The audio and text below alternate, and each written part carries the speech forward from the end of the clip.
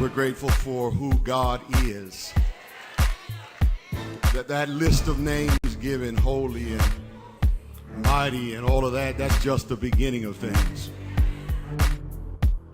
When Jesus was jousting with the Pharisees, Jesus made it clear to them that when you start talking about me, you're talking about something that surpasses Abraham.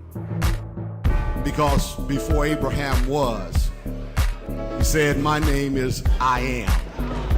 In other words, when you open up the book to look at all of the good things that a person can possibly be mighty and triumphant and awesome and holy, he says that that's just the beginning of it. He had to close the book.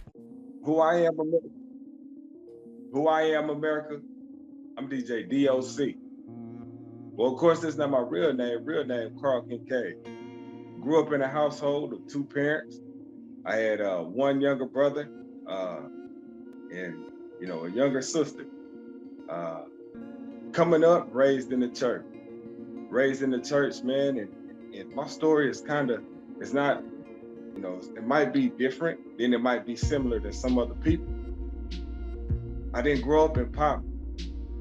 I had two parents that worked, two parents that cared for me, two parents that raised me up in the church. The Bible talks about train up a child in the way they should go.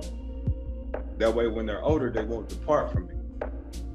So coming up, growing up in the church, singing in the choir, at church Monday through Sunday, involved in the youth choir, youth activity, involved in sports. I played basketball, football, ran track. At one point in time, I was a Boy Scout. Whatever activity that you could name or whatever you could think of, I was involved in. Until my parents got a divorce in the 5th grade. And that's when things started to change. I started to struggle with identity. I didn't know who I was, but still being involved in sports and doing fairly well in school, I started to lose focus. And by the time I was in the 6th grade, grades started to drop. I started to have a lot of anger built up in me, not really knowing who I was. Wasn't hood enough for some of the black folk. It wasn't white enough for some of the white folk. So that caused me to really struggle with identity and who I was. So by the time the 7th grade hit, I got in my first fight. My first fight in the 7th grade. And I remember getting suspended from school. And when I came back to school after being suspended, I remember this feeling that I had of popularity. People started to accept. People started to like on me. I wasn't getting picked on anymore. I wasn't getting bullied anymore. So in the 7th grade, I started in a pattern of fighting. And even though I was in school, I would still do fairly well with my grade. I was still playing sports. It was still that crowd of friends that I was seeking acceptance from that led me going down the wrong path. 8th grade, still playing sports. 9th grade, I get into high school, still playing sports, but at this time, my dad moves across the country. I remember when he set us down and he told us that he was moving to Phoenix, Arizona. It crushed me. Not only was I struggling with identity due to the parents' divorce, but now my pops is leaving. You can imagine what that did to a kid. So even the anger that I had inside of me, it just increased. 9th grade, my dad moves to Arizona. I really didn't remember even crying when we left. I didn't even remember crying when we left. But sad to say, as I got older, I realized that it wasn't me being sad. The sadness that I had, I turned and internalized it, and it became even more anger. Now, even though I was angry on the inside, I was still popular as a kid because I played sports. I still did fairly well in grades. I was fairly, good at schoolwork, but I just began to get in more and more trouble. Hanging with the wrong people, being pulled one way, and just doing things that weren't a reflection on how I was raised as a youth. In the 9th grade, after my father left, I ended up dealing with feelings of anger. I ended up dealing with, the insecurity that I was having already.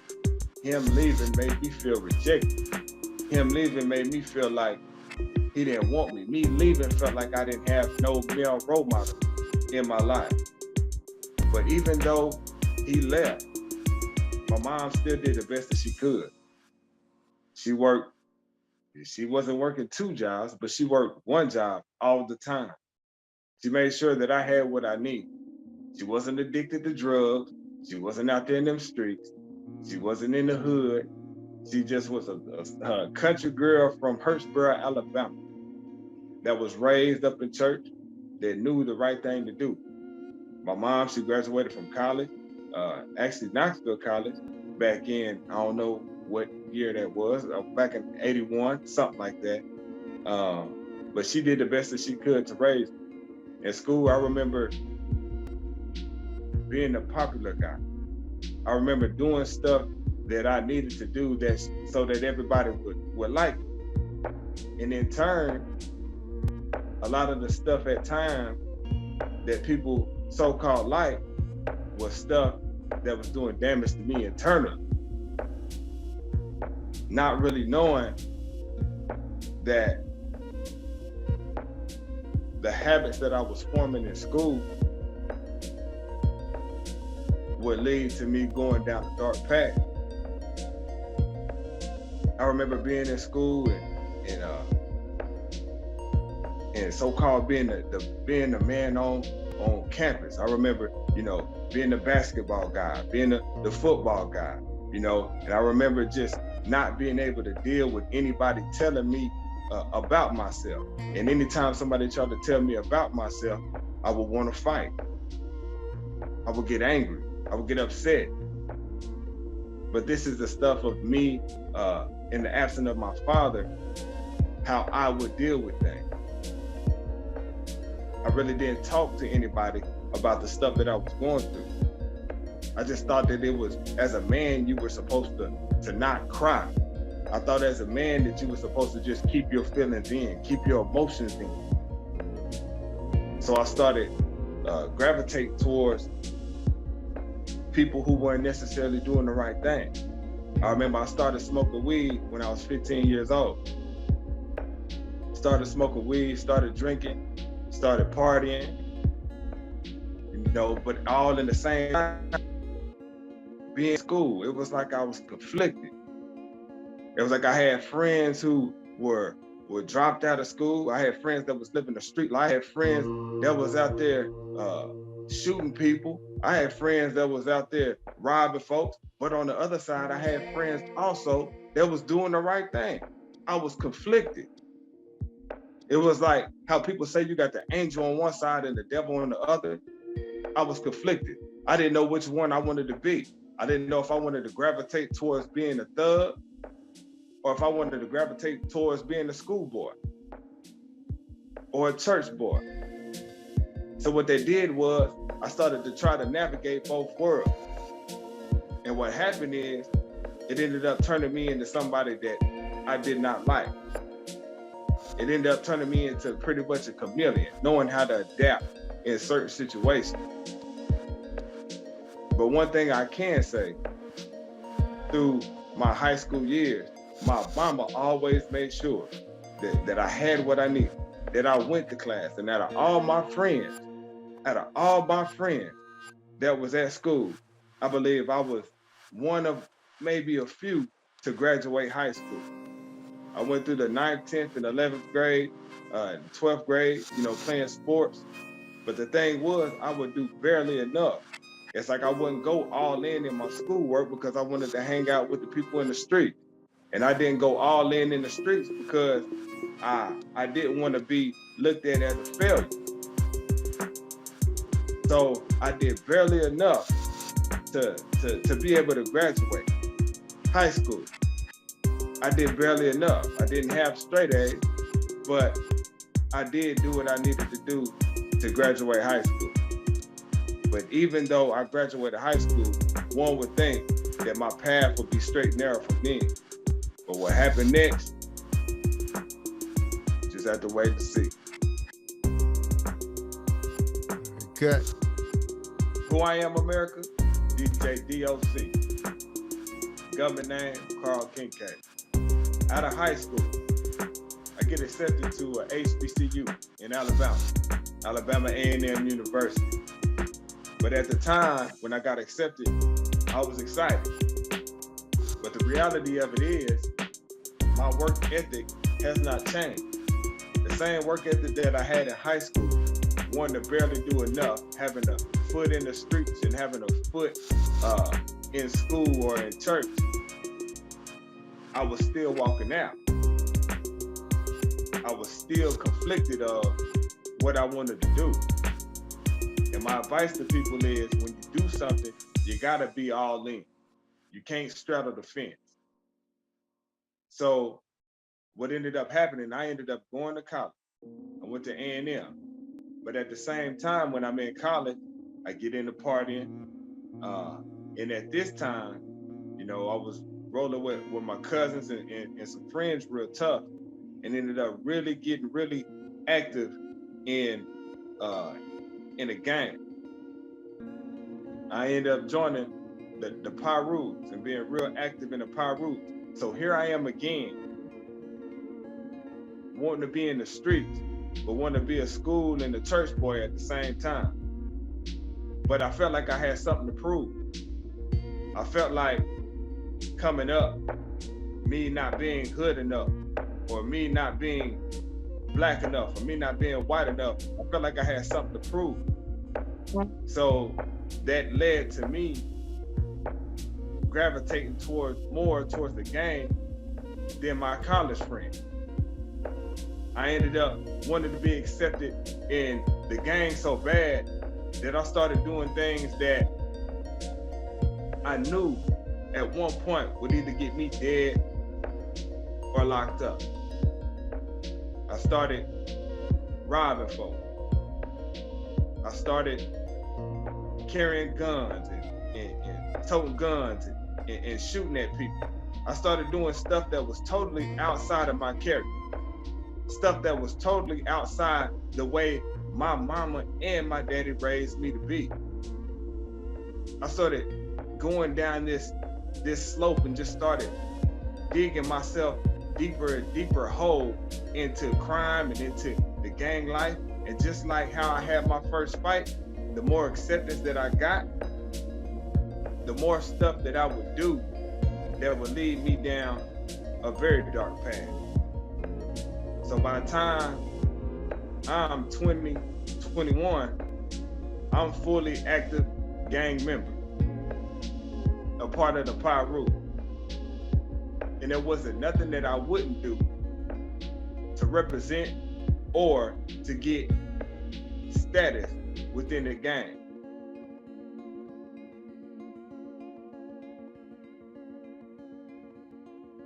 My bad, I paused for a second. No within problem. the gang. Yeah, go ahead. So what that led to me is I started first time going to jail. I was walking down the street from a friend's house. The police saw me. They had some thefts in the area, and I was walking down the street with a sawed-off shotgun in my pants. The police pulled over, checked me, searched me, found a gun on me, and that started the roller coaster of incarceration. So at that time, first time incarcerated, you bail out.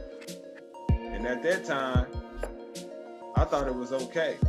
I thought it was just a little slap in the wrist. So I started to do more and more things that would lead me closer to prison. So I was still conflicted. I was working a job, but I wanted to be in the street. I was going to school, but I wanted to be in the street, which eventually led to me dropping out of school the second year and working a job here and there, little grocery stores or little warehouses.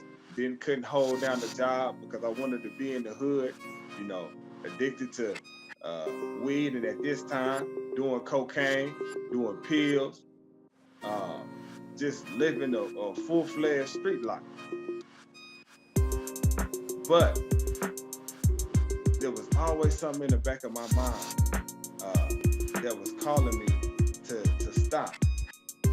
So I ended up in Alabama. I ended up leaving and moving back to Knoxville in 2006. I ended up moving in with my mom, you know, to try to, you know, be somewhere where somebody loved me. Because the time that I was in Alabama, I felt alone.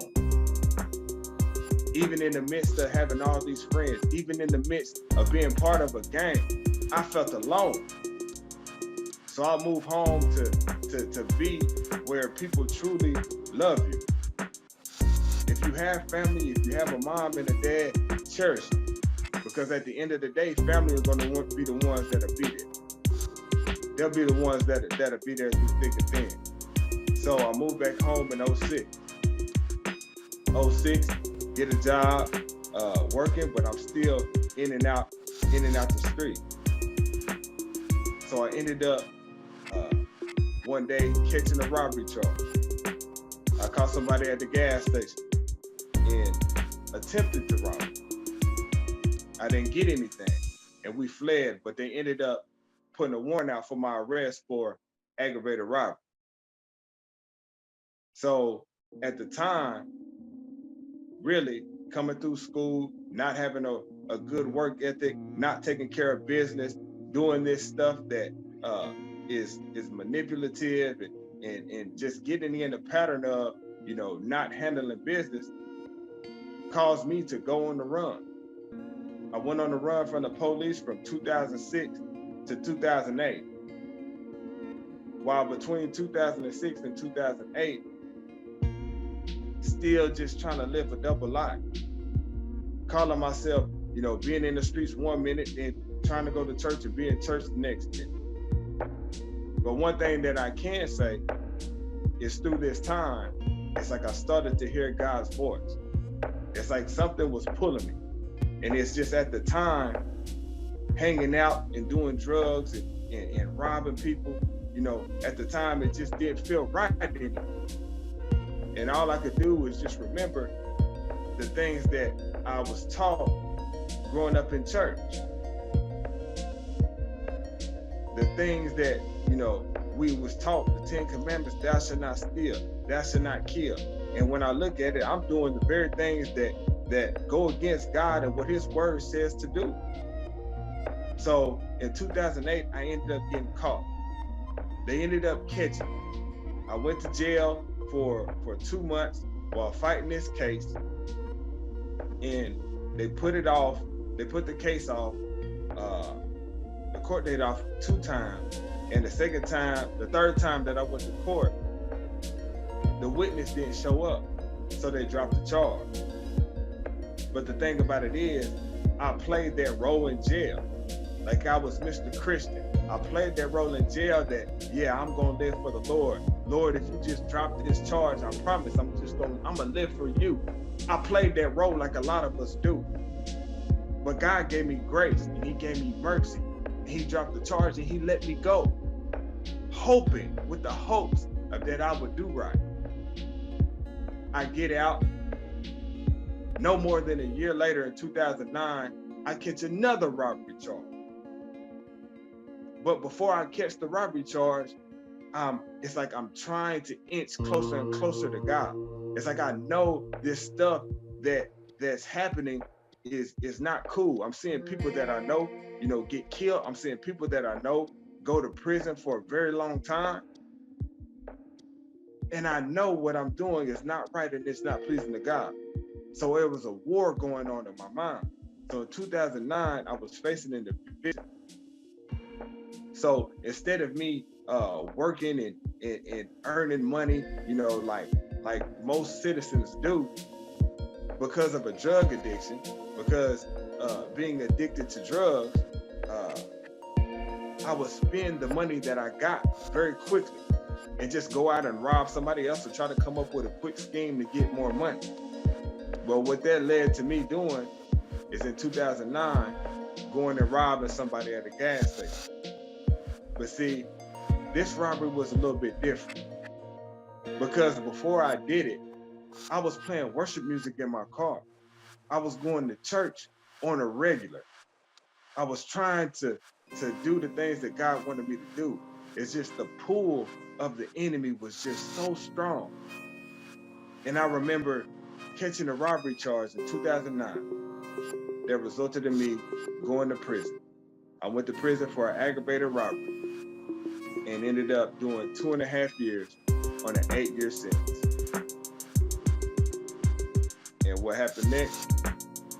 Gotta wait and see. Who I am, America?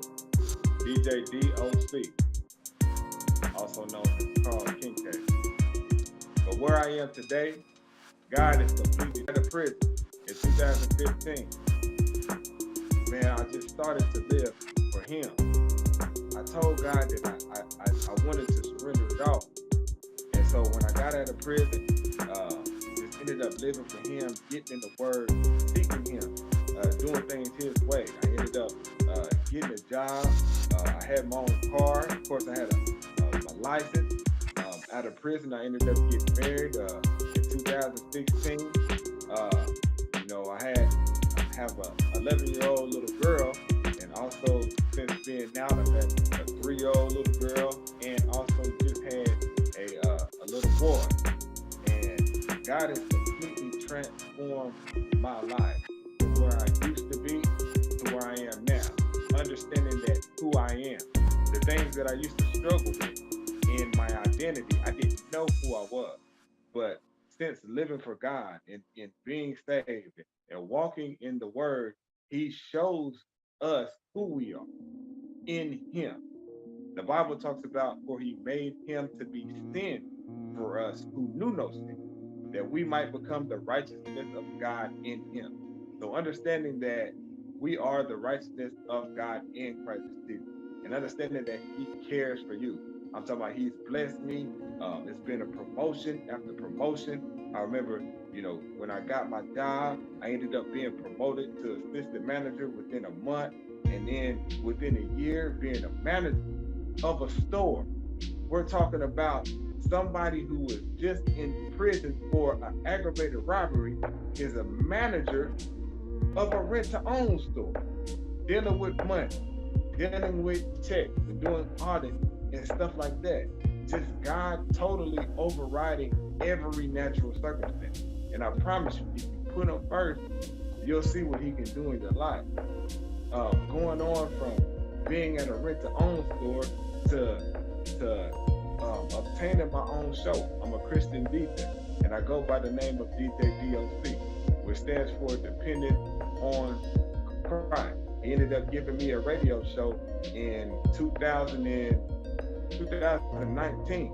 It's called Jesus Beats for the Street. It comes on Sunday at 1 p.m. Me and my wife have bought a house. I'm working a job now that is quadruple times in pay of the job that I had when I first got out of prison. I'm over the evangelism team at my church. Me and my wife do ministry together. We feed the homeless. We just do all sorts of outreach, man, and just giving back to the community. It's one thing to talk about it, and it's one thing to have the jailhouse lit.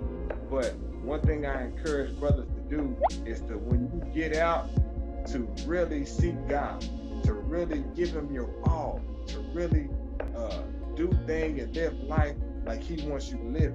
And I promise you, you'll see what He can do. I'm a living testimony. I went from being an insecure little boy to, through adolescence, to fighting, to being addicted to drugs, to joining a gang, to going to prison, to getting out of prison. And God has totally transformed my life. I can't say it enough. Give your life to Christ, man. I promise you, you'll see what he can do. And it's not even just about what he can do for you, but it's about honoring him and being grateful for the things that he's done for us, for loving us so much that he sent his son to die on the cross for our sins, that we could never repay him, but understanding that he loved us so much that he wanted to be in fellowship, wants us to be in fellowship with him. So just since then, man, it's been a lot going on. Being able to be a family man, DJ, minister, evangelist, husband, just God has just really, really, really turned my life around. And I owe all the glory, all the honor, and all the praise goes to him. So I encourage, if there's a young brother out there right now who's going through it, who you feel alone, you feel like there's no hope in sight, you feel like there's no light at the end of the tunnel, I promise you, God cares about you. The Bible says to cast your cares upon him, for he cares for you. I promise you, don't give up. Don't give up hope. Lean on God's everlasting arm. You hear me? Just do, what you got to do to glorify him in everything that you do. And I promise you, you'll start to see a change. So that's my story. DJ D.O.C. Be blessed. In Jesus' name.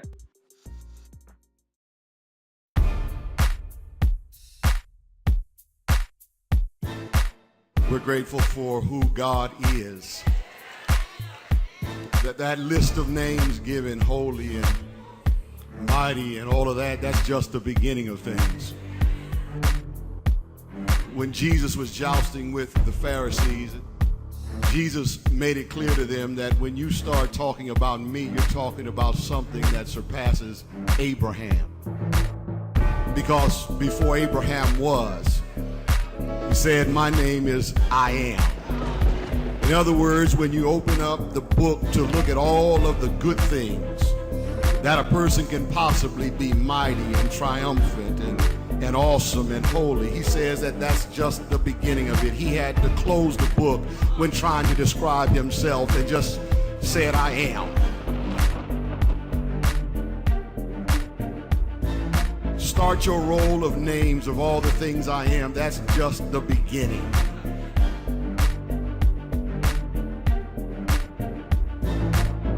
There is no single word that encompasses all that God is. That's why when you are on his side, when you make a commitment to him, you can't possibly lose.